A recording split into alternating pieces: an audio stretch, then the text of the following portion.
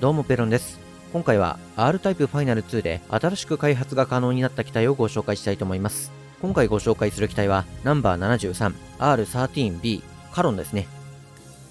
R13 シリーズの最終機であるカロンはアンカーフォースの倍度係数を高めた結果、フォースが操作を受け付けずに暴走してしまう事故を引き起こす問題児ですが、その攻撃力は群を抜いており、復帰戦も含めて考えると最も隙のない機体だと思います。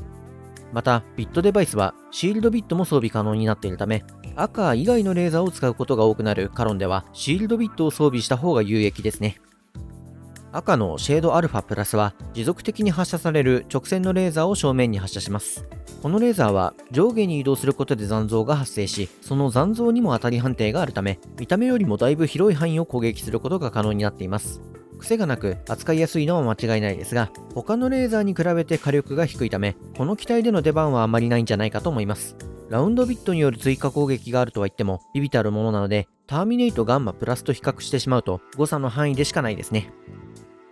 青のサーチベータプラスは自動追尾型のレーザーを2本発射します。発射されたレーザーは倍度に反応してさらに分裂し、最大で6本まで分裂します。分裂したレーザーは広い範囲に広がる場合もあれば、狭い間隔で分裂して飛んでいく場合もありますが、どちらにしても4本以上に分裂した状態が一番火力があるため、回転率重視で近距離射撃を行うと逆に火力が下がってしまうので注意してくださいね。バウンドライトニング波動砲と組み合わせると、内漏らしはほとんど発生しないため、遠距離から少し硬いバイドを複数相手にする場合は、ターミネイトガンマプラスよりもサーチベータプラスの方が相性がいい場合もあると思います。黄色のターミネイトガンマプラスはレーザーが上下から発射され、そのレーザーが入れ替わるようにして発射されます。発射の間隔も短く、雑魚の殲滅能力においてはこれをしのぐレーザーは存在しないほど優秀なレーザーですね。連射でも十分強いですが、バウンドライトニング波動砲と組み合わせると大抵のバイドは容易に排除することができます。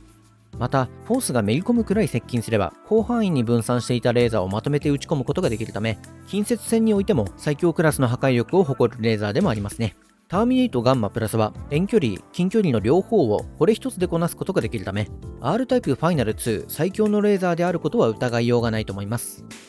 次に、フォースを切り離した後の状態についてですが、アンカーフォースと同じく耐久力のあるバイドに食いつかせることができます。フォースを切り離した状態でバイドに接触していると、ドースが蓄積されて暴走モードに入ってしまい、コントロールを失ってしまうため、バイドに食いつかせる場合は注意が必要ですね。暴走状態に近づくとチェーンの色が徐々に赤くなっていくため、それを目安にして調節してあげるといいと思います。暴走状態のフォースは近くのバイドに自動で攻撃を行いますが、破壊力が上がるわけではないみたいですね。性能面だけ見れば暴走させるメリットはないですが、力を制御できずに暴走するというなんとも中二病心がくすぐられる設定のため、フォースがバイドの血を求めていると感じる方は積極的に暴走させてみてはいかがでしょうか。ミサイルは爆雷、誘爆ミサイル、光子ミサイルの3種類から選ぶことができますが、レーザーと波動砲による殲滅能力が高いため、何を選んでも大丈夫だと思います。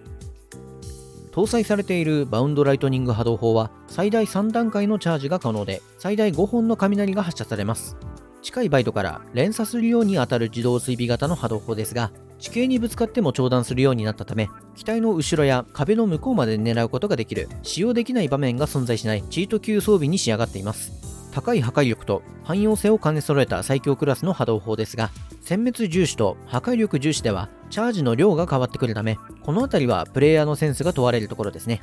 まあ、殲滅目的ならターミネイトガンマプラスが優秀なので、それを活かせるように波動砲のチャージ時間を調整する感じが基本ですかね。